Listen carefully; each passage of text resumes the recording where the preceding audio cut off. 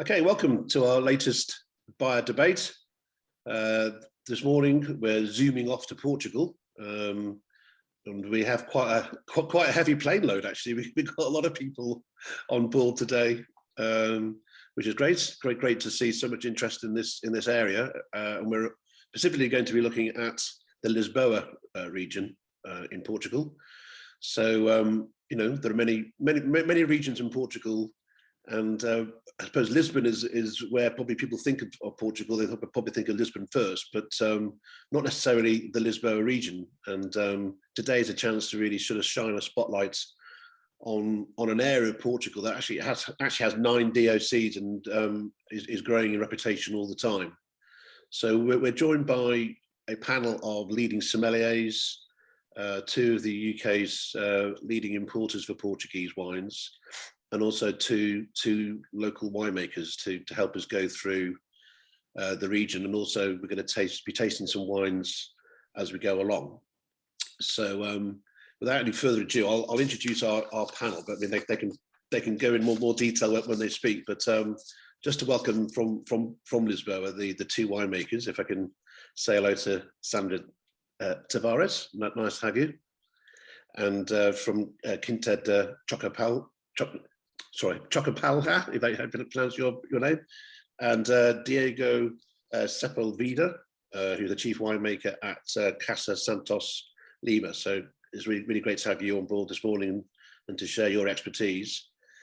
And then our sommeliers, really pleased to have you on board. I appreciate it's a really busy time, so thanks for your giving us your insights this morning. So thanks to Nelio Pinto, who's a sommelier at Candlesticks in Stamford.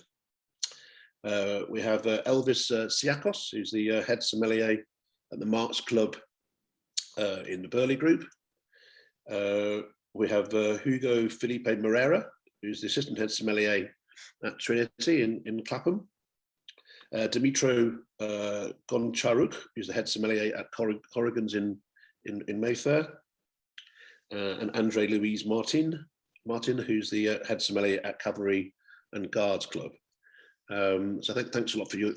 And then, as I say, the 2 importers, we have Megan Clark, who's the wine buyer at Ellis Wines, and Charlotte Wallace, who's the business development manager at Oakley Wine Agencies. So thank you very much. I feel like we're going to play some game now, where we're going to somehow eliminate you as we go along. But don't worry, you're all welcome to stay, and we'll crack on. So I thought if we perhaps could just start the debate by perhaps going to you each, just to sort of get a brief introduction to what you do with Portuguese wines in your restaurants, and about and Lisboa in particular, whether or not that's an area where you have already got some speciality in. Perhaps Elvis, if I come to you first, is that right? Could you just perhaps give us an insight into what kind of Portuguese wine range you have and how Portugal is doing? I know that my answer will be quite disappointing, because always the port is coming to the fore, but mainly now what we have seen recently in London, the dry reds from Douro, they have a kind of, let's say, making waves in London, but Lisboa, I think, is the next things coming on. Yeah. It is very interesting because it's a region which is based on its native grape variety, which is the most important things, the most fascinating part of these wines, which they need a lot of, let's say, kind of marketings, and push in market, because the wines already are there, though. Yeah. I think this is a very important part. This is always, I can say, the battle of London. Everything is about, introduction of these wines, and particularly when it's come from native grape varieties. Yeah, now obviously Portugal has its fair share of grape varieties, so it's interesting to see exactly, yes, which ones specifically Lisboa can hook onto. Which was the strongest part on one side in terms of personality and potential and range of styles, but on the other side, the marketing is something which is in London always come. These 2 things we have to go together. Exactly. And I think this is a very nice introduction. Yeah, good. Okay. Dimitro, can I come to you? What's your, do you just talk us through your Portuguese range and where you might see Lisboa fitting into it? Yeah, so I'm a huge fan of Baga grape, so I always have something like from my Barada on my list. And of course, port wines as well. Lisboa's, it's maybe new region for me. I don't have much experience with this region, and I believe Portuguese wine for me is, first of all, it's always a great value. Second, it's a huge list of native grape varieties, so it's always nice to discover something new and impress our guests, offering something different, not just regular grape varieties. So I always try to have Portuguese wine on my list and sell them as well. Yeah, and is it that kind of opportunity to be able to offer different styles from Portugal as well? The fact that they have, exactly, yeah. Okay, great. Hugo, could I come to you? You need to just unmute yourself. Just click your mute button. Hello, sorry, yeah, it was on mute. Good morning to everyone. No, a pleasure to be here. I'm myself from Lisbon, so it's a pleasure to retry these wines. I know well the Portuguese wines. We have a few in our wine list, but yeah, it's not an easy market for Portugal, the UK. You know, there's a lot of competition. Our style of wines is very full-bodied. It makes competition with the south of France, and to be honest, it's not the easiest sell. But like our colleague said before, they're always good value. So for me, I think my bet in Portuguese wines will always be on the unique things we do. You know, things that makes the difference. Like for example, our own grapes and our own particular styles from the regions. So yeah, I'm excited to try this wine. Some of them I don't know, and yeah, I think that's it. Yeah. For me. And if when you are listing wines from Portugal, what do you mostly look for? Is it the native variety? Is it the value for money? What are the kind of the key things that you look for? I think for me the key feature that I look for when I try to list a wine from Portugal is something that I believe is really traditional from the region, so that I can showcase what is made in that region. I think that's the thing that really makes the difference, you know. Because sometimes I see in Portugal many producers use international varieties, and to be honest, here in the UK, I don't believe they cannot fight the other countries that do them. You know, do you know what I mean? I think it is important for us to showcase what we have and what we do for so many years, and definitely that's what I'm looking for when I buy a Portuguese wine. To tell my guests and to show him what is made there, what is traditional there, and made for many, many years, I think. Yeah. Okay. Well, great. Well, it's, as I say, that's part of this morning actually is about actually having opportunity to taste some wines from a region, you know, perhaps that we're not all that massively familiar with. So it's great that you're to be part of this. Andre, could I ask you, and Andre Louise Martins, could I ask you for your point of view in terms of Portugal and where it sits? Good morning, all. So basically, I'm a very classic members club. Very strong in Bergen Bordeaux as expected, but I can tell you, I have 50 wines from Portugal on my list between reds, whites, ports, Madeiras. So I cover all the regions. I have Carcavelos on my list. And basically, when I try to showcase Portugal, is show the potential of not just the bottom end and the great value for money, but the top end as well. Say, I do have some Criseias reservas, vintage ages on my cellars by me. Buy some of the new things up and coming from the Douro. I had some wines from Lisbon by the glass not long ago.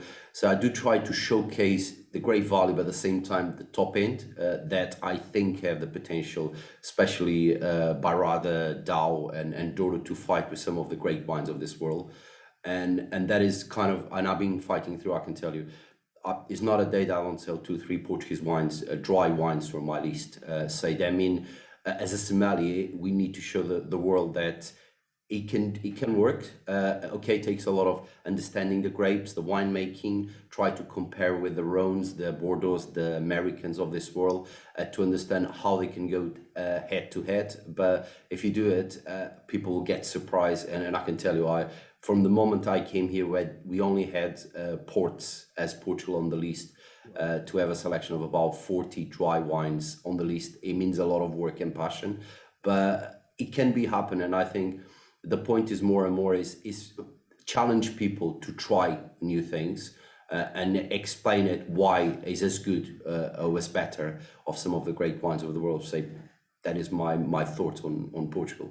Yeah, and is it where you as a sommelier really have to do the hand sell, or are you finding customers coming in who actually are more familiar with the different Portuguese regions? Say on the start of it was more of a hard hand sale, and I start with a couple of whites, a couple of reds, and now I do have people who come in and specific ask for certain wines because they got used to drink it and they got used to the taste of it, and they ask me when you bring something new. So it's interesting when people start getting the feeling for a country and for specific regions, they really start going, yes, I want to try something new. Say I'm forced myself now to at least every couple of months, 3 to 6 months, have a rotation on Portugal to have something new things because people want to try. So Great, brilliant. All right, thanks for that. We'll and just quickly, and this particular region, Lisboa, is that an area that you've been able to explore in the past or in the current? yes, I work with some wines from. I have Carcavelos on my list. As I said, I have Bucelas. I have an Arinta from Bucelas on the list. I had a red from 1997 from Bucelas as well. I have Colares as well. So I kind of have a couple of things from the region already on my list. Okay, excellent. Well, perhaps we could return to the importers who. Obviously, you're both of you sort of have Portugal as one of your special areas.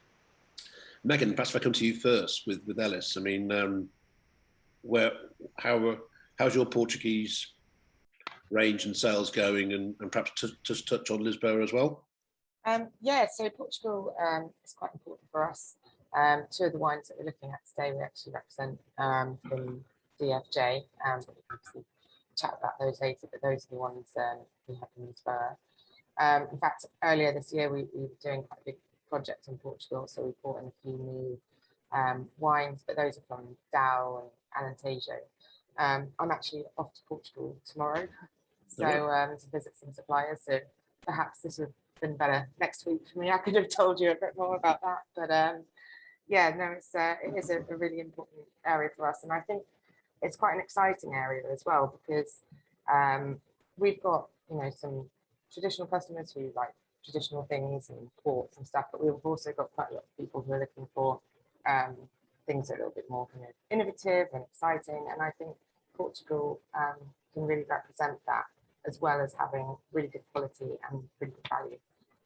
Yeah, and have you noticed, because I mean, there's been a lot of talk, isn't there, in the lockdown that consumers have been exploring more and trying different wines at home, and do you think I think Portugal can potentially benefit from that?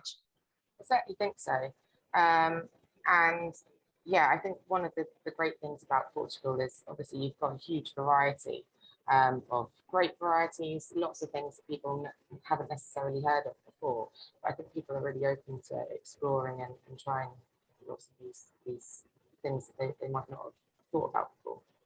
Brilliant. Okay. Well, I know you're going to talk us through the your own Lisboa wines as we go through. I'll come back to you on those. Charlotte, can I come to you and from I know Oakley. Good morning. You're very much Portugal, aren't you? We are, yes. So we've worked with Portuguese and Spanish wineries as well for over 30 years now. We're working hand in hand with a lot of wine producers from all over Portugal. We're finding that Portuguese wines are on the up.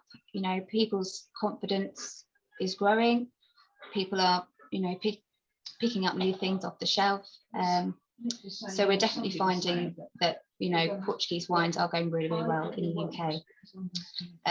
We're also finding that buyers, supermarket buyers, are looking at extending their ranges with Portuguese wines. So looking at regional wines. So you've got sort of finest and extra special. At the moment, we're seeing mainly the Douro is quite strong, followed by Dow and Vinho Verde as well. Lisboa is still sort of in the background, but it's certainly something that I'm sure will take off. It's just marketing it well and finding the right buyers to put on the shelf. Yeah, and is that primarily also to do with, as you say, the focus obviously in the regions that you just mentioned? You know, they also have gone through their own phases of growth. I think people are trying, when people buy wine, they're looking for something that they recognise if they're going to spend money. So, you know, it's looking at something that they're familiar with. So obviously Dow and Douro, it's everywhere. People are, you know, invested in it. So that gives people confidence to pick it up off the shelf. But yeah, Lisboa is something that we have been working with for quite a long time.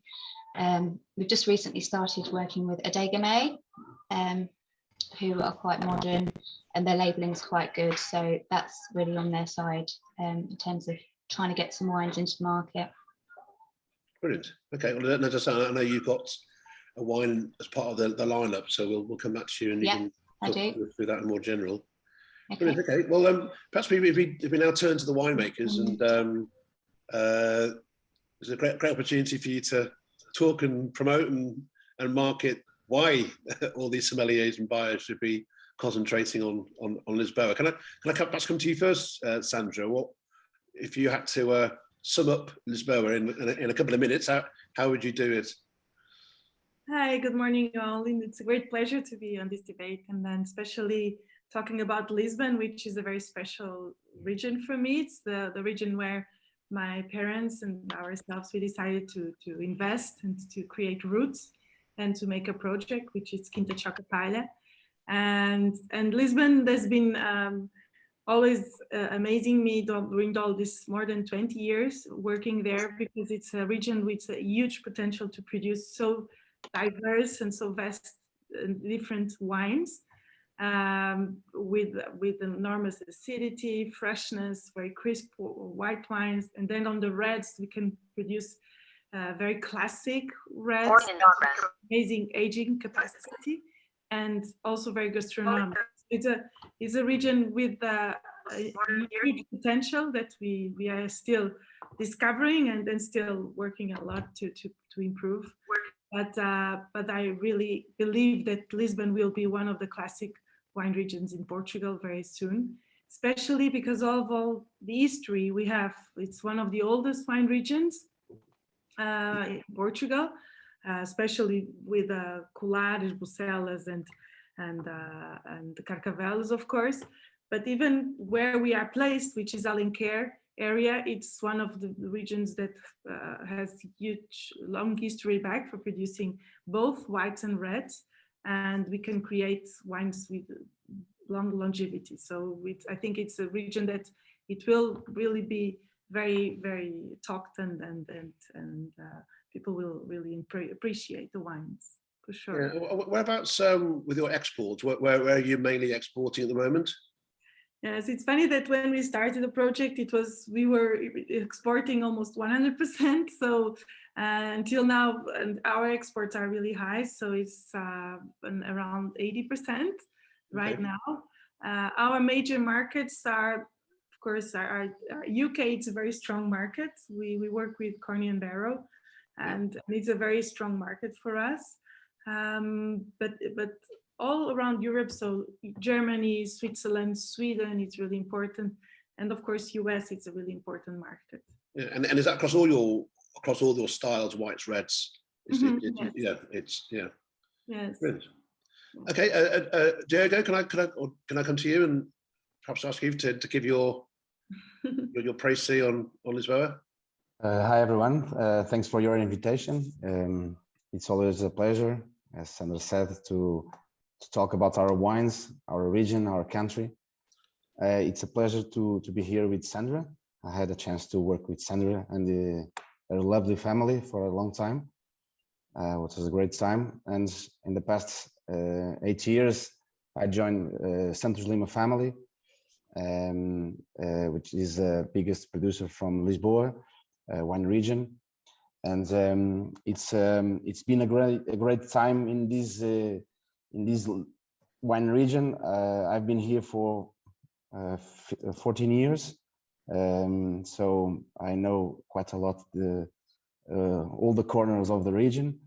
And in fact, UK was the first market for Casa Santos Lima when started in the beginnings of the 90s. Lisboa, as Sandra said, it's a great, fantastic wine region with a huge influence of Atlantic coast, but also from the continental part of Portugal. So it's Lisbon wine region is defined by its diversity from north to south. We have different terroirs in Lisboa, more than 50 grapes varieties planted in all the Lisbon. So we can produce different styles of wines, from low alcohol wines or top wines for long period aging in bottle. In Casa Santos Lima, we try to preserve what is local and what is cultural. We have indigenous, we still have planted in our vineyards indigenous grapes such as Camarate, Tinta Miúda, Preto Martinho, but also we have Toriga Nacional, Castelão, Tinta Roriz, and another varieties. So our aim is to offer different styles of wines, and for sure preserving what is the terroir, but we still find every day people that never tasted Portuguese wines before, and we export for more than 50 countries. UK, it's a very important market for us, which is growing so fast in the past years. But we still find someone that never tasted Portuguese wines before. So we should offer a very attractive wines that can engage with consumer in first tasting. That's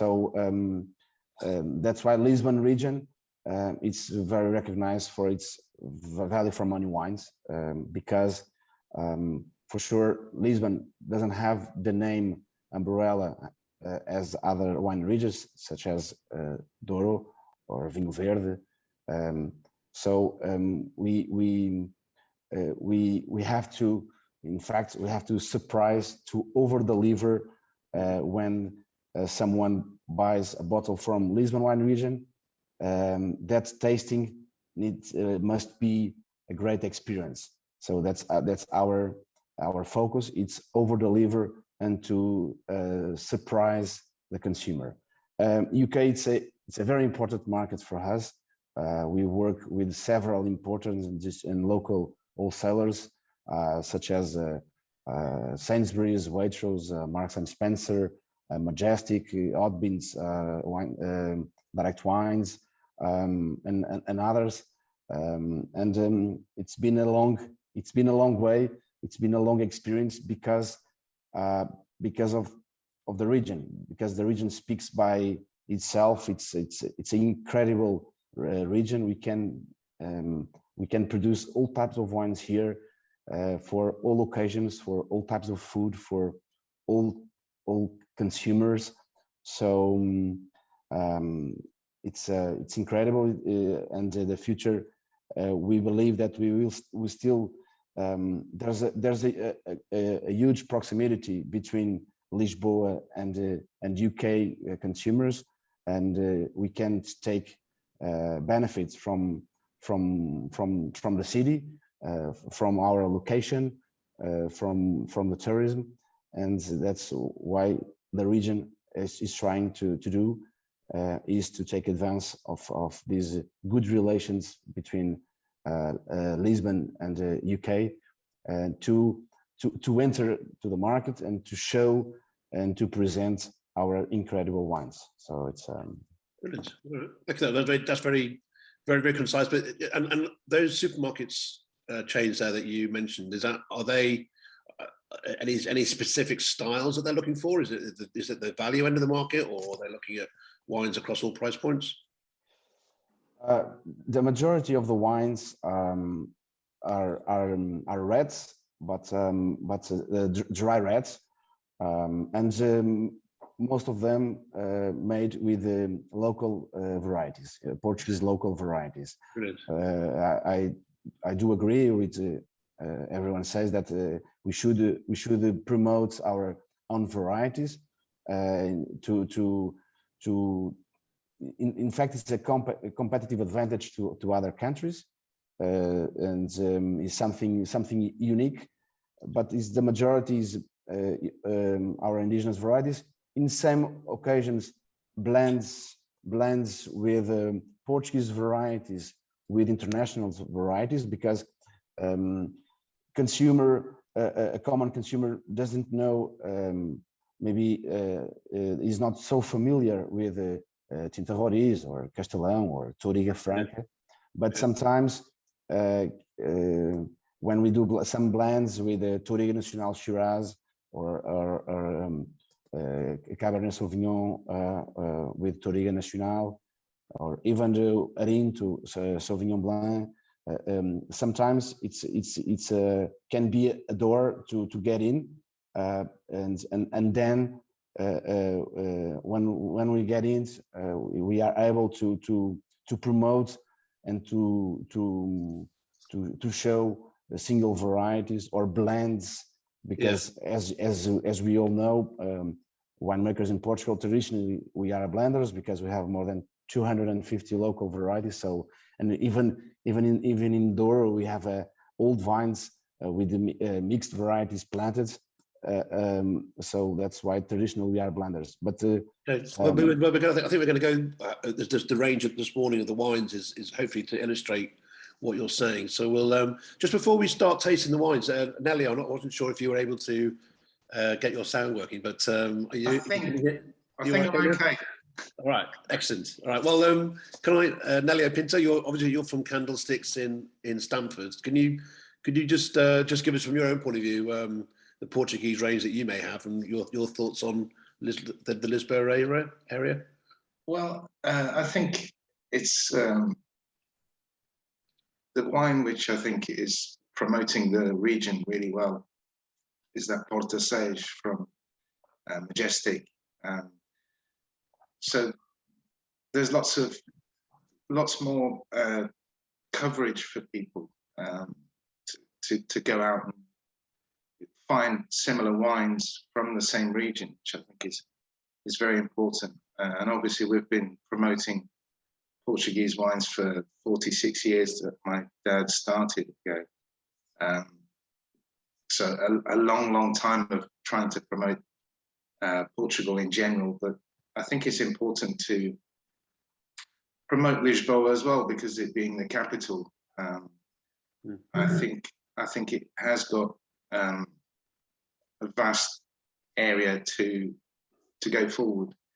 I think around Alenquer region has been producing fantastic wines, value for money. I think you get more bang for the buck, if you like. Yeah, and have you noticed during your time, has been a change with your customers in terms of their knowledge or awareness of Portugal, or is it very much more of a hand sell for you? I mean, I guess you're much more of a specialist, aren't you? I guess, but yeah, we've, as I say, we've been promoting all of Portugal, and obviously Madeira, where I'm from, which I'm very proud. But I think things like Carcavelos is very important to promote and to get out to the public that it's one of the world's great fortified wines. Really, it's been under threat for years because of housing and urbanization. I think it's very important to try and keep these kinds of wines alive rather than getting extinct, which is very easy because the dollar sign always seems to win over these fairy tale things. But hopefully, well, I mean, it's great the work. I know that you do at Candlesticks there, so it's brilliant to have you as part of today's session. You mentioned the Alenquer DOC, excuse me, which brings us actually to our first wine. Excuse me, Sandra, could you perhaps talk us through the first one that we've got today, which is from your winery, which is, well, you took us through it. It's the Arinto style, isn't it? So yes. So we have the Arinto from Quinta Chocapalha. The property belongs to my parents. So as I was mentioning before, in the 80s, late 80s, my parents decided to change their life. Well, my father was a Navy officer, and he decided to create the roots on the land because we had a property in the past from the family as well. And we have chosen, by looking around in many areas, we found Chocapalha Estate. Really, it's located in Alenquer, in the very historic village called Aldeia Galega da Murciana. And in fact, it's a very old estate. We have records from 1600s. And it's funny that the house that we have nowadays, it was built by a Scottish military that came for the French invasion. So it's a very historic house as well. And this estate has a huge potential to produce both whites and reds. And this because we have lots of the Atlantic influence coming from, but also we are protected from the north, from Montejum to mountains. So it creates really always a foggy mornings and lots of moist during mornings and late in the evenings. So this promotes to have very long ripening cycles. And especially for Arinto. Arinto, it's one of the oldest white varieties in Portugal. It's mentioned since 1700s. And it's originally from Bucelas, so it's very close by us. And I think it has a very nice style here in Alenquer, because Arinto really needs a long aging cycle. And because it has very thick skins, it has high acidity levels. And in order to have a great balance and in terms of fruit and acid and also of course sugar contains, it's really helpful to promote a very long cycle. Even just to say, we just finished 1 week 1 week and a half to pick all the Arinto Chocapalha. We have in our property, it's all clay limestone. So this also promotes a very long ripening cycle and also to keep the acidity. This Arinto was stainless steel fermented. So at very low temperatures, it fermented for about 1 month at about 10 to 12 degrees Celsius. And then was about 6 months in contact with the leaves. We always promote the wine to be always cloudy and in order to extract a little more volume and mouthfeel and length, but in order to also to promote long aging capacity. So I think this is an example of an Arinto which is a very fresh, crisp, but with a lot of salinity, which promotes to be very gastronomic. And embraces very well so many different styles of dishes, or even without any dishes. So I think it's a fantastic example of Arinto, and also has this huge potential of aging. So since the first years we made the Arinto, and we have seen the amazing aging capacity, it loses this primary fruit, this citric or this white peaches and style, but it will get very terpenic, which is fantastic. So it's really interesting to taste old Arintos, but probably you have tasted already some old Arintos. Brilliant, thank you. Excellent. So, any initial thoughts from the sommeliers on this style? I mean, Arinto, is this a style that you have had success with, or think could be successful? I know we're certainly in retailers, we're seeing actually Arinto is getting some recognition. We actually have an Arinto from Vina Verde, which is in Majestic, and that's been a big success. Okay. I think it's one of the varieties that maybe people do recognise. It's quite easy to pronounce, and it's quite an easy to drink style. So we have seen some success, and I think the labelling is quite good where Arinto is involved, so you can actually see what it is if it were on a shelf. Elvis, your thoughts on Arinto? Arinto is, I think, one of the most I would say, really personality in white grapes, because in Portugal there are many white wine from native grape variety, but it's mainly a blends of different grape varieties, such as Vinho Verde, which is very famous, Arinto, and so on. My question is, in the local Portuguese market, which is the position of Arinto? What people used to drink, for example, with their seafood in Portugal in general, regarding the white wines, which is the best seller at the moment? I would like to ask, because this is very interesting. Yes, if I may ask, answer, it's Arinto. It's a good, very good sell in Portugal. In fact, it's a fantastic white wine to pair with our local fish, the seafood, but also I think it's a very versatile white wine. We also use it a lot with, for instance, with Asian food or with spicy food or even with cheeses. I love it with cheeses. So I think it's the Arinto. I think it's a great variety and a great wine to introduce the white varieties in Portugal, because it's a very pure and very direct and very appealing and charming white variety. So that's why we have been investing a lot, and my father was always passionate about Arinto. So I think we have seen on the last years that the sales of Arinto have been increasing a lot in UK, but also, for instance, in US, and especially for restaurants, for pouring by the glass. So it's an option, for instance, so instead of a Sauvignon Blanc or other very crisp white wine. And I think we're into a very salty and mineral driven, I think it's a very interesting variety to show it with very different tastes. Maybe you'll have to make a sparkling. Yes. I think it's a very versatile variety. And we are making lots of experiments with different styles. So one day you will see it. Yeah. Well, what's your thoughts on Arinto and this particular style, this particular wine, Nelia?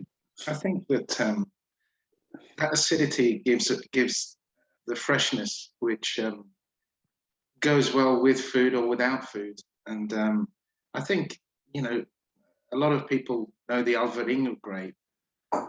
So it'd be nice if they have another grape as a reference point to go to, the different style that I think is that freshness that particularly cuts through food, and also, on a hot summer's day, even in this country, you can get that freshness that as an alternative to Sauvignon Blanc.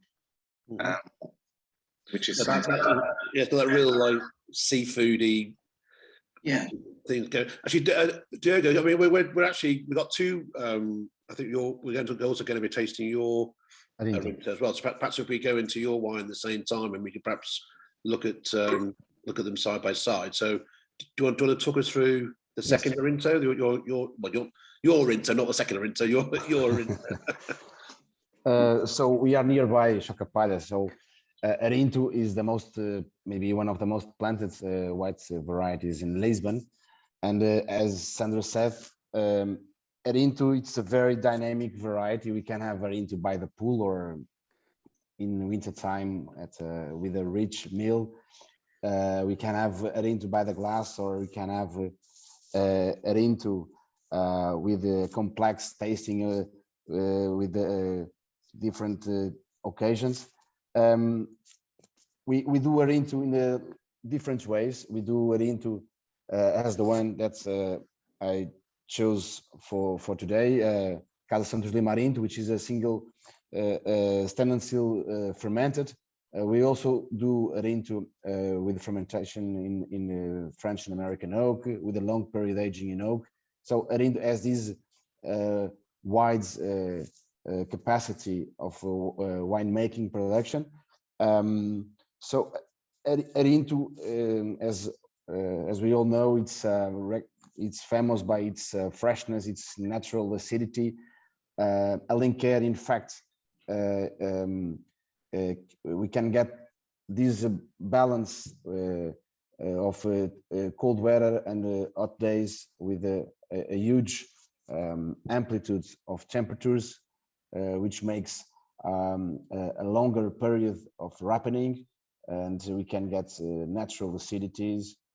We can have a good concentration of fruits, For this wine, we fermented the free run juice so we separate the press in order to preserve the aromas of the fruits and to preserve the natural acidity and freshness. And is it just where the coastal influence you mentioned before really comes to bear? Yeah. What we do is we harvest. So we do our best selection of our grapes. We have a few hectares of Erinto, and we do our best selection. We harvest. We do the harvest by hand for 20 kilos cases. So and then we press. We take out and we ferment the free run juice at very low temperatures also, and between 12 degrees. The fermentation takes 15 to 20 months. And then we keep the wine in contact with the lees in batonnage process, but in tank, in order to get more volume, more structure, more full palates. So it's a blend. So this wine, it's a blend of original aromas with a citric profile, with notes of lemon, but on a palate, the wine surprises. The wine shows its intense and potential, but the acidity, it's very well balanced with the monoproteins, with the long palates, which makes the wines makes this wine very gastronomic, and Okay. and also with a huge potential to age in bottle. Great, thank you. Yeah, and it has that real mouthfeel for me. It's got real texture. Andre, could I ask you in terms of Arinto? You mentioned earlier in terms of your Portuguese range. I mean, it's a style that you've had any success with, and what do you think of these wines? Yes, and as everyone said, is one of the grapes that have kind of multifacettations depending how it's made and how it's aged. I like Barons with a bit of age. They can bring something to the table. The fresh style is really nice and fights the Sauvignon Blancs of this world and things like that. But I think the potential of Arinto, it's on an aging process, and I think it's one of the things that is a shame a lot of more winemakers don't make some of their wines for the potential of age, because that is where they can compare themselves with some of the greatest wines of the world. And I think it's one of the problems that Portugal is facing at the present, not just in Lisbon, but across the country. It's missing wines at the medium to top end ranging, and that is a fight that on the fine dining that we're struggling at the present to put more Portugal on the table because of that. And I think as I've been reading through the Portuguese news on the industry, that everyone is thinking we need more top players, and at the bottom end, I think we're doing a great work. Consistent is amazing. I do a lot of I buy a lot of Portuguese supermarket wines to see where he's sitting, and I'm kind of impressed all the time. So some of the wines that is being mentioned in a lot of the conversation earlier on, how good we're doing there. What I need now is at the top end, that is kind of missing the leap on hope that we can achieve that. But Arinto is a great grape. Right, excellent. Hugo, could I just ask you as well if you've got any thoughts on Arinto and these particular wines that we're tasting here? Yes, of course. Regarding Arinto, I'm a big fan as well. Like I think everyone already said it. His aging capacity is his greatest feature. I think when it's young, it's very nice with cold starters, with some fish. I think it's a grape that definitely has a place in the table. But I also have to agree with Andrea that if we were able to present a wine with considerable aging, it would be very interesting. Because I tried like Arintos with more than 20 years old, and they're still super, super interesting. So that would be a great thing to showcase to the guests, you know. Great. Regarding these two wines in particular, I think, yes, they're easy drinking. I don't know the price point, but I think, yeah, they have a place, of course, definitely. Yeah, great. And Megan, have you got any thoughts on Orinto? Are you doing well with Orinto and Ellis? Yeah, so we've got one Orinto, which is a Vino Verde. So that's the one that we have as a straight varietal. And from Lisboa, we've got a blend of Chardonnay. Obviously quite different styles, but both of them do pretty well. But yeah, I mean, as a style, it's like it's already been said. It's very approachable. It's good for people if they're like Sauvignon Blanc lovers that want to try something a bit different, because you've got that lovely freshness. But then a little bit more kind of interested with like the textural styles as well. Like I particularly like having a bit of ease aging on there or something. So it's got that lovely mouthfeel. But yeah, I think they're really interesting wines. Brilliant. Okay, we're now going to move on to the red wines, and we're actually going to explore another DOC, which is the Obidos appellation. And again, staying with you, Diego, and with your Caso Santos Lima, the Suso or the Susau wine, how you pronounce it? Susau. Beg your pardon. Do you want to give us some background on this particular appellation and the style of wines that you're making there? Yeah. So Sauzão. So the red. Sauzão, it's not shows the huge diversity of Lisboa wine region. Sauzão is typical of a Portuguese native grape from the north, from Douro and Vinho Verde. But our aim also in Caso Santos Lima is to take advantage of the potential of the region to plant here also other Portuguese native varieties which can produce and can grow very well in the area. So Sauzão, it's a very interesting grape, traditional used for port wine or for still red wines in the north.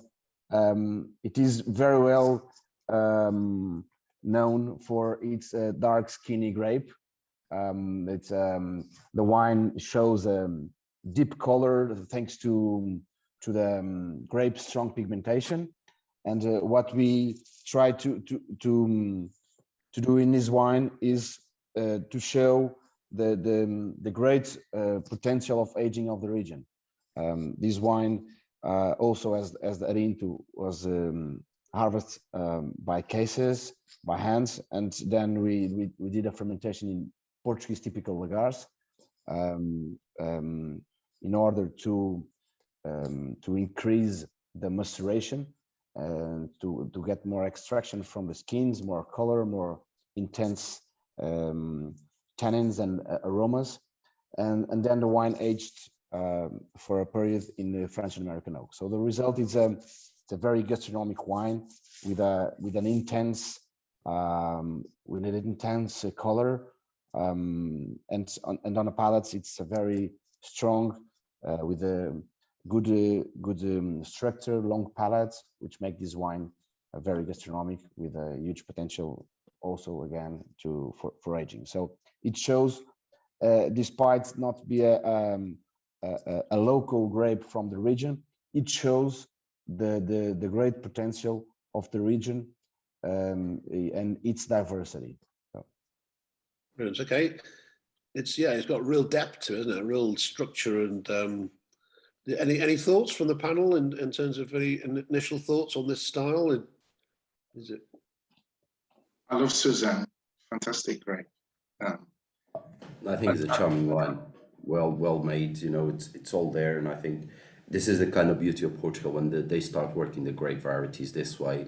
The fingerprint of the oak is just right. It's not overpower. I think it's brilliant.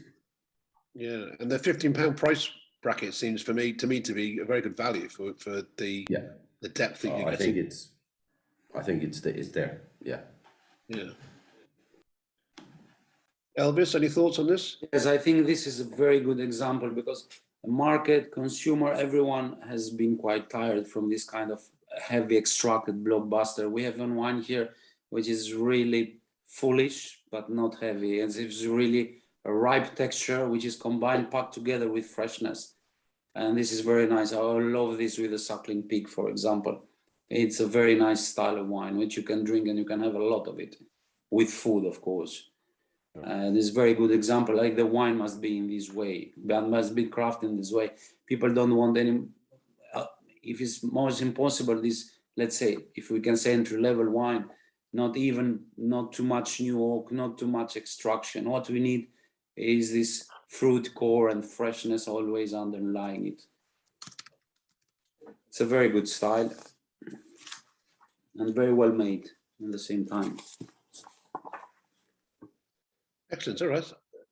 Dimitro, I don't know if you had a chance to taste. Have you any thoughts on this one? Sorry, it's caught you mid-taste. I'm sorry, I just had to sign delivery. No, I'm absolutely agree. I'm the same. I think it's a great value. It's not too heavy, not over extracted. As you mentioned, like price point, like £15. I believe. Yeah. It's got good. Yeah, it's got a And is this an area? Is this a grape variety that you're familiar with, or? Not really. Not to be honest. Yeah. Okay, great. Yeah, something new for me. Yeah. Well, should we move on then to our fourth wine, which is actually one from the Oakley Wine Agencies is actually importing. So yes, Charlotte, could I ask you to do the honours on this wine? Yeah, of course. So we have the Quinta San Francisco Red, which is from Obidos, which is one of the Lisboa subregions. You get quite a lot of cool Atlantic breezes coming in. Can you hear me okay? Yeah. Coming in across the vineyards, which really help with the acidity and the freshness in all of the wines that are made there. The estate itself is Quinta de Sanguinal, who have been operating and producing wines for over 100 years. So they've got a lot of winemaking history behind them. This is made stainless steel fermentation, and then it is aged in French and American oak. And you'll find a lot of red fruit from the Castelao, 60% Castelao, 20% Aragonese, and 20% Touriga Nacional. So a little bit of sort of blackcurrant and violets from the Touriga, but predominantly red fruit. Still very fresh, actually, considering its age. It's I think the acidity, it's got quite good sugar as well, 8 grams per litre of sugar. So I think that sort of carries it forward, makes it very soft in the mouth. Yeah, and the Obidos, if that's how you say it. Obidos, yeah. Yeah, is that for you? I mean, what are you looking for from there? So Obidos is obviously a very old winemaking region. We're finding that the reds are quite sappy, quite, they're always quite fresh. The alcohol this is 13.5%, but it doesn't really taste like it's that heavy. I think mainly because of the climate. You also get a lot of fog, very lush conditions, so they have to be quite careful with how vigorous the crop is. So they need to be quite strict with pruning to make sure that they get the quality that we want. But this is a fantastic wine, actually. It's one of the sort of flagship wines from the estate. And again, £13 seems incredibly good value, which for what you're getting here in terms of the. Yeah, and I think it definitely, you can sort of taste the terroir. You can taste that it's Portuguese. I think the varieties that are in it, they're all native to Portugal, and I think it's very well balanced, excellent with food. Obviously, you could drink it on its own as well. It's a fantastic wine. Sandra, could I ask you? I mean, is Obidos a region which, I mean, perhaps from your own point of view, could you perhaps give a thought on what you think that appellation offers?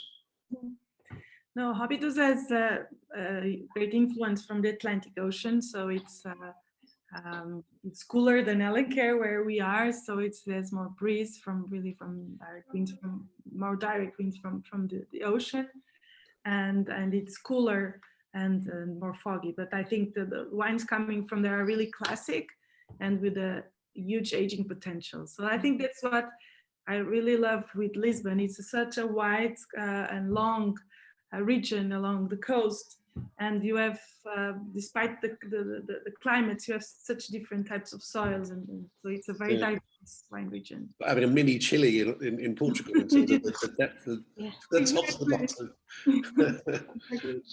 Any thoughts from the sommeliers on this style? I mean, do you think this is something which would work well with you? Hugo, could I come to you perhaps first on this one?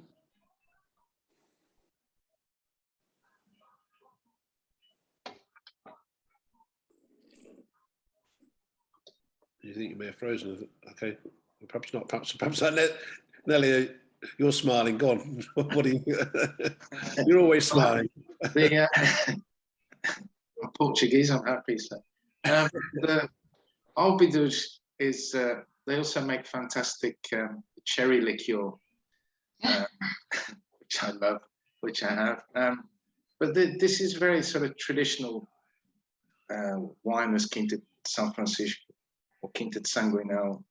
It's very, you kind of know it's Portuguese when you drink it. I think the area uses a lot of the Castellan, which ages really well, and it's kind of almost mixture between sort of old Zinfandel and sort of Pinot Noirs. When it's really aged, the Castellan, I really think it's fantastic. So velvety. And those kind of multifaceted blends, is that a real potential there?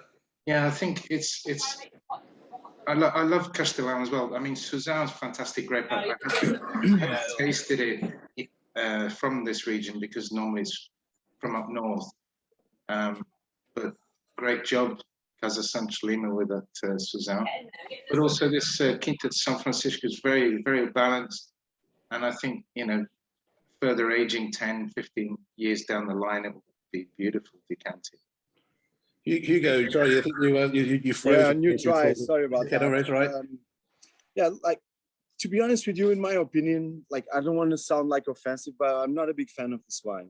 I think it's very oak influenced. Yeah, it's not one of my favorites, to be honest. I think, like, I like Castellan. I think it's a great grape, but like, I only feel this American oak for me. Like, I'm not a big fan. I don't think, like, even I think in a general way, maybe even the winemaking in Portugal, that could be a problem. It's too much use of oak. Sometimes, it kind of takes the main characteristics of the grapes. This is my opinion. I really do apologize. I don't want to sound like that's fine. But yeah, I'm not a big fan of this wine. I think, All right. Well, anybody else? Anybody else got anything else on this one? Dimitro, thoughts? Yeah, I mean, I'm partially can agree. I mean, yeah, you can feel this oak, but I believe for kind of for customers, it can be great entry wine just to discover Portugal without something too weird, maybe too obscure. I believe everything is there. It has personality. It has unique flavors, and Well, should we go on to our next wine, which actually is quite an interesting blend because it's a sort of a combination of an international variety, Pinot Noir, and Touriga, which is very Touriga Nacional. So this is obviously from Ellis Wines. So Megan, could I ask you to introduce the consensus wines for us? Yeah, of course. So we've actually got two wines which are coming from the same state. So I thought, perhaps we open them both, and then we can, Yeah. So I'll just give like a brief overview of them first. So we've got both the consensus and we've got the Francos, which come from DFJ. So DFJ, we've been working with them for a long time. They were founded in 1998. They've got estates in quite a few places in Lisboa, Douro, Setúbal, and Tejo. They've got a pretty big range. The real key thing is Jose Nieva. He's the winemaker. He's pretty well renowned, I think, in Portugal. He's been a winemaker for over 40 years. Not only that, he also kind of helped to develop and patent some of the technology that went into the Amarin ports to you know, helped with problems with TCA. So he really knows his stuff. But yeah, their range is normally, it's quite kind of like modern styles, really commercial, but you've got some more traditional things, and then you've got some more slightly more experimental things like the consensus here. So it's quite an interesting blend. You've got Pinot Noir, which can be like fairly light and quite elegant, and then you've got Touriga Nacional, which is obviously a port grape variety. And I think it does make a really interesting blend. I think it's quite nice because the power of the Touriga Nacional actually blends with the elegance of the Pinot Noir. Yeah. I mean, is it quite unusual to have those two together across? This is the only one I know of, but but then maybe Portuguese winemakers, do you ever do this kind of blend, or? Is it quite unusual? I mean, it kind of makes sense to some extent in terms of that kind of yin and the yang going on. But any thoughts from the panel in terms of what we think of this? Is this an interesting combination? Well, I would like to say, for me, it's not say it doesn't surprise me that we have an unusual blend. Wine is about freedom, but on the other side is about targets, and this is what I start today my speech. I was mentioning it regarding marketing. So I don't know then this wine in UK, for me, I'm not saying them or not, but it will be a really challenge for Pinot Noir, which is not French, or New Zealand's. And New Zealand's are strong, not because they can say they make the best Pinot Noir, but they have quite strong marketing. So to convince someone to having a blend of Touriga Nacional and Pinot Noir in London is like, for example, I'm coming from Greece. There are some Greece producers which doing some premium Sauvignon Blanc. It's just, for me, they're losing their time. I cannot convince someone to have a premium Sauvignon Blanc Greece instead of Sancerre, for example, or Pouilly-Fumé, because these things has built them reputation and marketing for a couple of centuries, not 10 years ago. So this is when my thought. It's quite well made. It is well balanced, unusually for Pinot Noir, but still, what Pinot Noir it's add to this blend, I think, is a lot of jamminess, and it doesn't. It's someone in blind taste can say that there is Pinot Noir. It could be a brave taster. Any other thoughts? I mean, any other sommeliers for you on this combination? I taste a lot of wines from DFJ, and I think this is one of them who doesn't make him no favor at all. I think the international grapes blend, totally opposite spectrum. It's a no-no.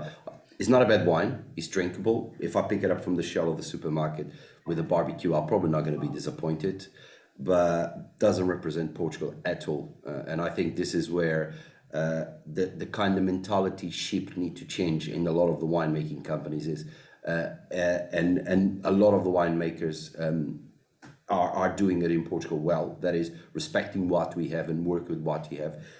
Doing this kind of blends doesn't favorite any region or any country, because basically you're trying to use flagships of things. We are well known to do Pinot Noir in Portugal, firstly, and blending with Touriga Nacional is slightly destroying our gold against something that doesn't make sense. As a wine is a drinkable wine, nothing wrong with it, but I think with the mentality and the marketing strategies behind of it, it's not the right track in my point of view.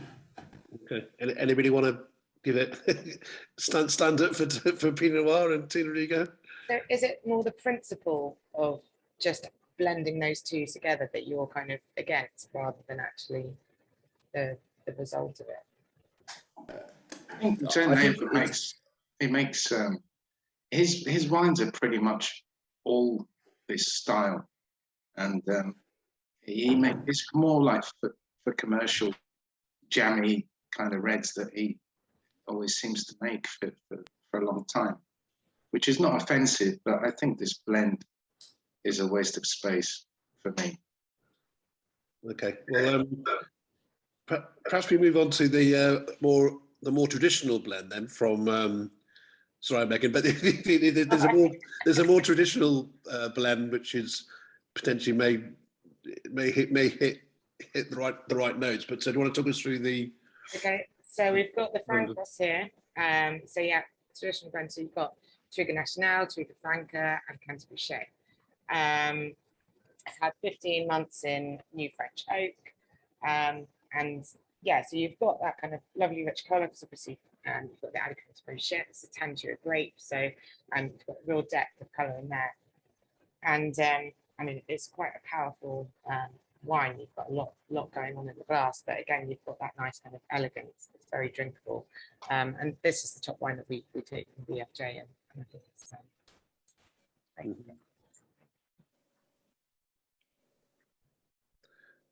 Yeah, because this is where I suppose when you are putting your must with the Nacional Touriga Franca as well, it's sort of very much two of the key indigenous varieties from Portugal. So, Nelia, your thoughts on this one? His style is very jammy. He's a nice guy, looks like Father Christmas, but it's not my cup of tea. Sorry, they all have the same personality. For me, all his wines are very much the same. I need to disagree with you, Elliot. Sorry, but I did taste some of his wines that they're not the jammy, juicy, easy, approachable wines. I taste some of the stuff from him that there's kind of a bit more complex and a bit more into it.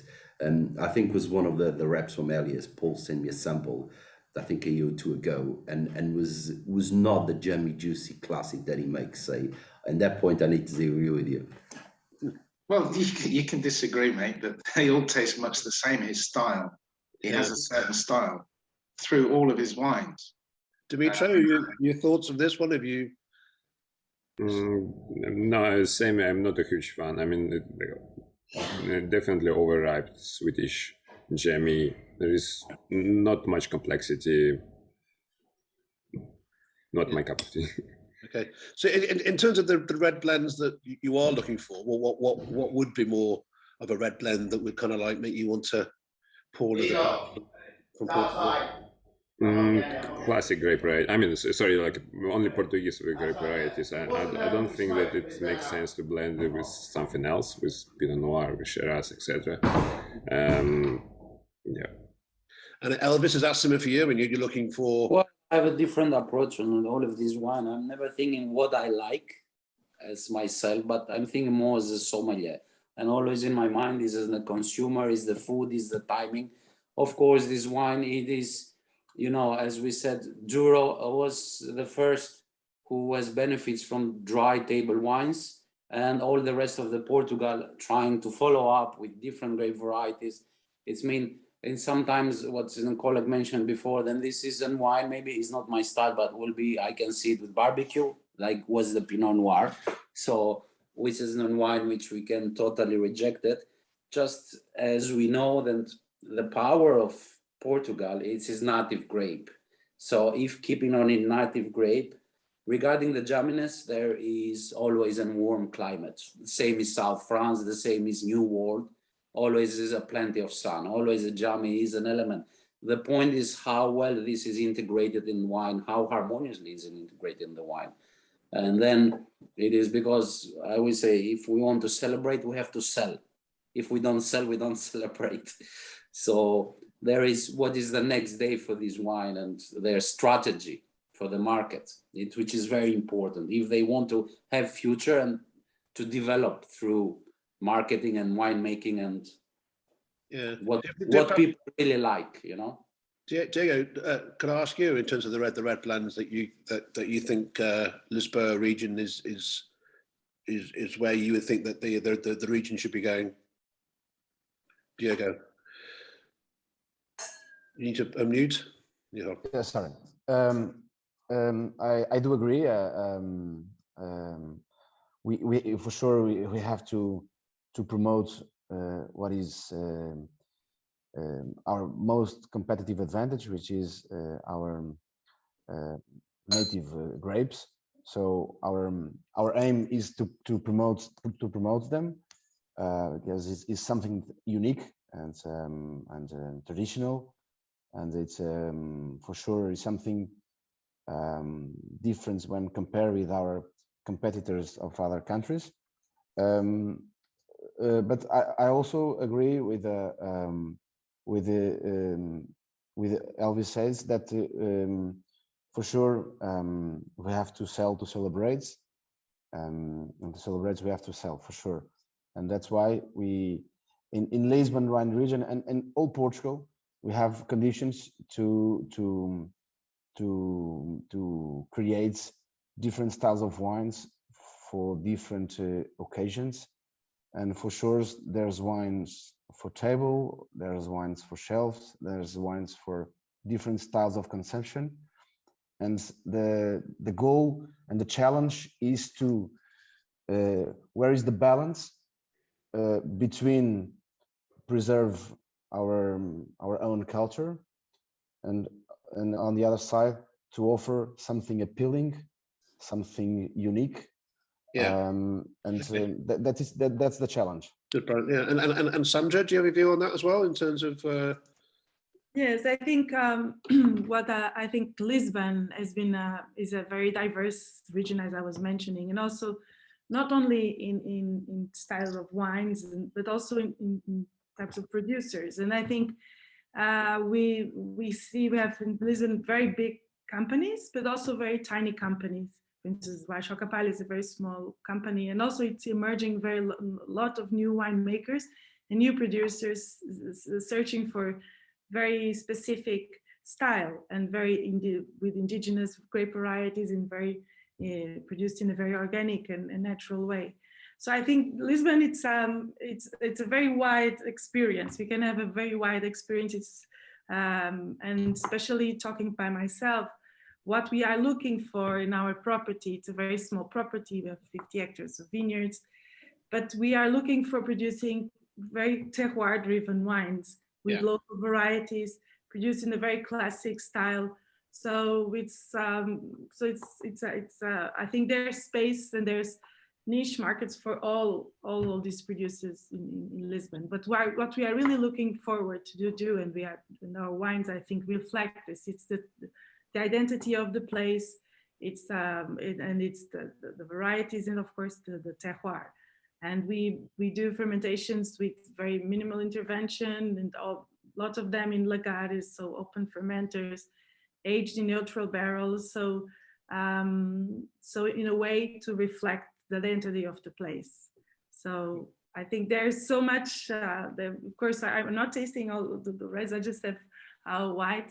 So, but I think there's much more to show from Lisbon and much more styles. And I think majority of small producers also are showing lots of indigenous grape varieties. So I think there's much more to show and to share.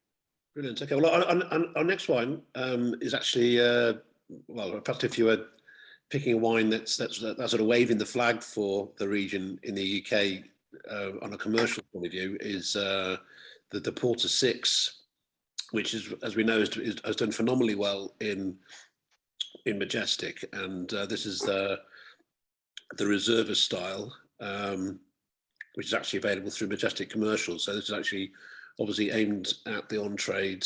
So it'd be interesting to get the sommelier's views on a brand that or a wine or a name that's become well known in specialist retail, and then looking to take that into restaurants. So the Porter 6 is actually a blend. Here you've got, I think, 40% Syrah, Alicante Boucher, 20%. There's 20% Cabernet Sauvignon and Touriga Nacional. So again, a mixture of the international and the local. And this is made by Vidigal Wines, who have 450 hectares of vines right across Portugal, in the Douro, Vinha Verde, Tejo, Alentejo, the Dows. So they're clearly got a big footprint. So any thoughts on the Porter 6? I mean, as I say, it's a wine that's done phenomenally well in terms of sales and making a name for itself in Majestic. Dimitro, could I come to you perhaps first for your thought on whether this is something, or you still tasting it? That's fair enough, Dory.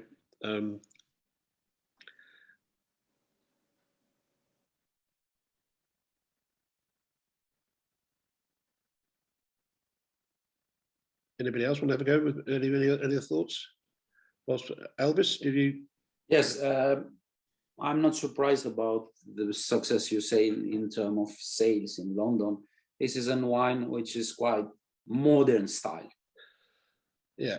So we have this roundness. It's quite a lot of polish. It's really polished and polished wine, and is made for this. Is quite successful for daily consuming barbecue. But as we said before, and I would like to end with it, and always I think the strongest part of Portuguese wine is this native grape. Yeah. This is everything about it, because today it's mean in terms of, if you add it as this style, with what you're going to compare. Isn't blended wine quite balanced? But nothing, I will say then. Okay. It is the most representative in terms of style, because we have taste now in things. We are based in UK. I feel really lucky here because you can taste so many things, and yearly you can taste wine from Alentejo or from the dry red of Douro, and there you have a typicity. They are really wines.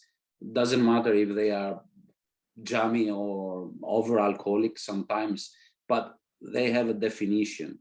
Here we have a wine which is quite modern and is made to catch a style, to catch a palate of people, who like to drink this kind of wine, which are quite round, foolish, and, drinking well.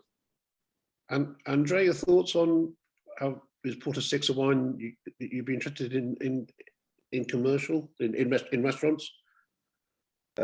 I think will be a challenge for.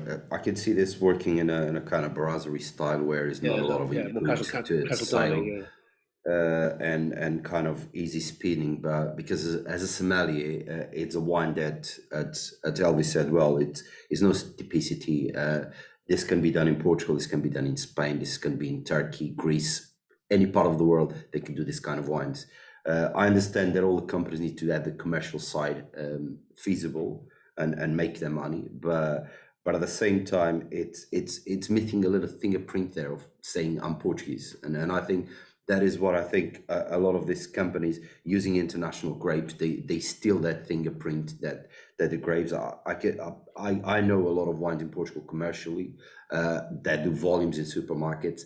Same style, but with the fingerprint of the Touriga Nacional, the fingerprint of the Alicante Boucher. And this is why I struggle sometimes, see these things on the supermarkets here and missing that fingerprint that you can see in a lot of the big volumes in Portugal. So I don't understand what is behind of the philosophy, because I can remember 3 or 4 wines that I drink very regular when I go in my summer holidays to Portugal, and they have this kind of style, but I can feel the fingerprint of the Portuguese grapes there. So it's a bit of a struggle.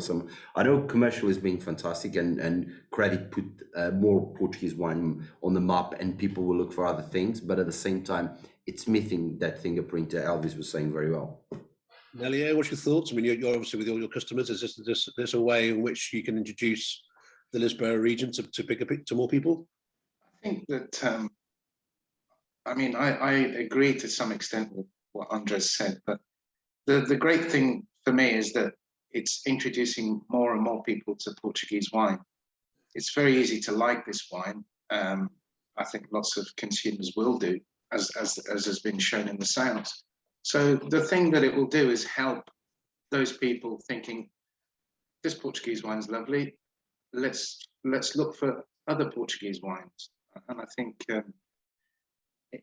it's a great image as well. The bottle looks great. It's promoting Lisbon. Maybe I agree. I prefer to have indigenous grapes, but around that area, there is a lot of use of international varieties. And I think for those people that are afraid or worried that they might buy a bottle of wine and not particularly like it, I think if they sometimes they see the word Cabernet Sauvignon or Syrah, which there's lots of Syrah in Portugal, and it kind of it gives them. It's almost like the McDonald's effect. You've got an idea of what you're going to have, isn't it? Yeah. So, well, I'm worried about the time. So, and then I know we need to. I really want to try and stick to our deadline if we can. But we've got the final wine, which is the wine, the fortified wine, actually, which I guess is something very, very traditional. to finish off on. This is Villa Oras, Carvalos Superior Fortified. This is a 15 years non-vintage, and this is from what you know, they trying to sort of like put an emphasis on the Carcavelos appellation. So if you can have a taste of that and let me know what you think. This actually comes in from Raymond Reynolds and is a blend of Verinto, Gallego Dorado, and Retinio. So again, it's another arrow that Lisboa has. So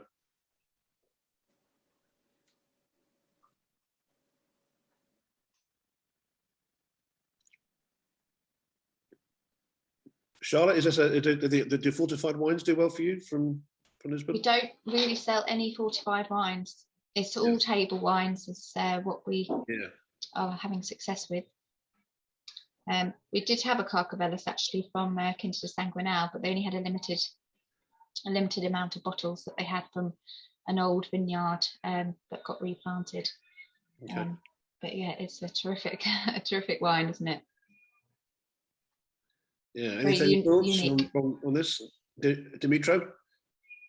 Yeah, this is definitely the wine I would list and sell as alternative to port or any fortified wine. Yeah, I believe it's amazing. Yeah, it worryingly slips down. we are doing this in the morning here, so it's a difficult wine to taste from that point of view. Andrea, see you not nodding your head there. Is this something which Yeah, I was introduced to this wine about 8-9 years ago, and literally was the kind of wine and I tasted, and I thought it was the first time it was introduced to me. I read about it, but I didn't know it was still being made. And the first thing I signed, and I bought 100 cases of it. There's literally everything he had in the UK bond. I took it to my cellars. I still have it. I leased it. I put it by the glass at Christmas time.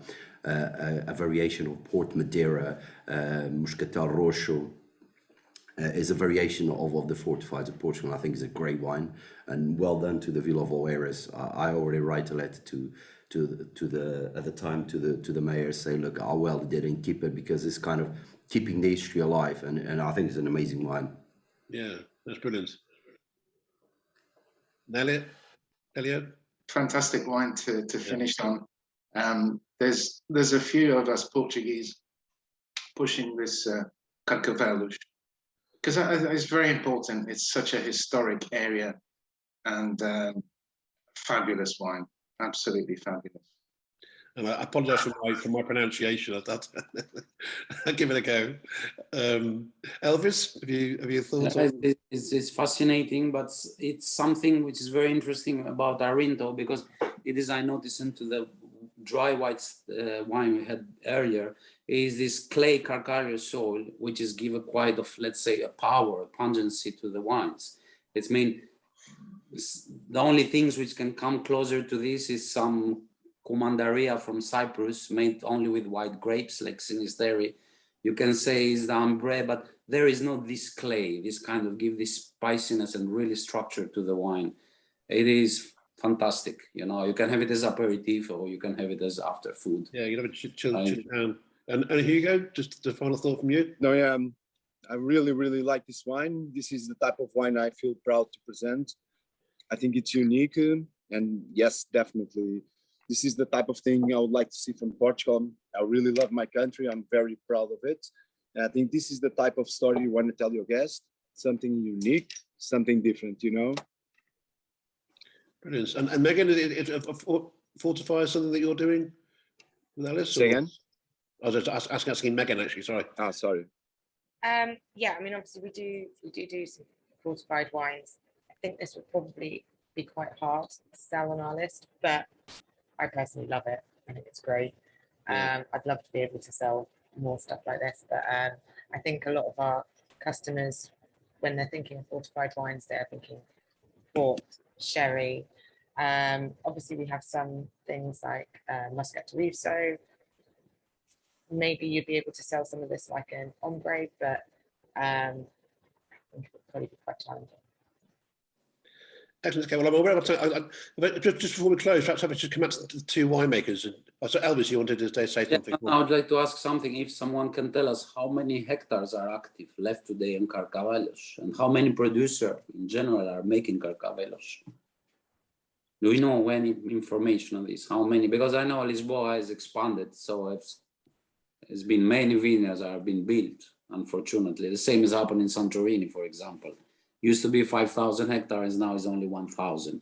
Yeah, it's easier to make villas than wine. So yeah, and from what I understand, I know this particular producer, Villa, is actually trying to resurrect or at least revamp the area. So I'm assuming from that, then obviously the production has gone down, but clearly this is a great example. I'm aware of our time, and just wanted to perhaps give the two winemakers an opportunity just to close, just very briefly, if you could just like your reaction from what you've heard this morning, and perhaps a final word on why you think we should all be stocking up on some Lisboa wines. So perhaps if I come to you, Diogo, first for that. First of all, thanks to everyone. The wine it's all about this is sharing ideas and sharing perspectives, and for us it's very good. And the thanks to all of you that in most of the occasions you are the front office of the Portuguese producers, because you are every day on the field in contact with the consumer. So thanks for your great job for Portuguese wines, and for in this case for Lisbon wine regions. For Casa de Lima, we're still working hard in order to surprise and to over deliver as much as possible the consumers, and to preserve what is ours, our own varieties. And thanks for everything, and hope to see you again. Thank you, brilliant. And thanks for your time this morning as well. And finally to you, Sandra. Yes, I would like to thank your time and to be able to share some of our stories and wines. I think there's much more to learn about Lisbon. As I was mentioning before, Lisbon is a region that suffered a lot, and it's rebuilding and rediscover, and all the roots that are still alive. And so I think there's so much space and so much to show. So I hope you all give a chance to discover other wines, other producers, other little denominations and other DOCs that were not presented today, because there's a big diversity and amazing gastronomic wines with a lot of aging capacity. Unfortunately, even was talked now that there's not so many stocks of old wines from our region, but some producers still have it. We have a little bit of stocks of old vintages, which we would love to share in another moment, and to show the identity and also the aging capacity of our wines, of Lisbon wines, because Lisbon, it's really, I think, one of the emerging wine region in Portugal that will surprise you all for sure. So thank you so much for the time, and I hope to see you soon. Thank you very much indeed. Yeah, well, great. And I really appreciate everybody's time this morning. And well, now we can all travel again. Perhaps we ought to arrange a class trip, and we should all go and have a trip around Lisbon together in real life. That'd be nice. But again, thanks a lot for all your time. I appreciate it's a big panel, so I hope you all had a fair time to speak. And yeah, we'll be writing this up on the bio in due course. So thanks again. And yeah, here's to Lisbon and discovering more of their wines. Cheers. Thank you, Richard. Thank you. Thank you. Bye.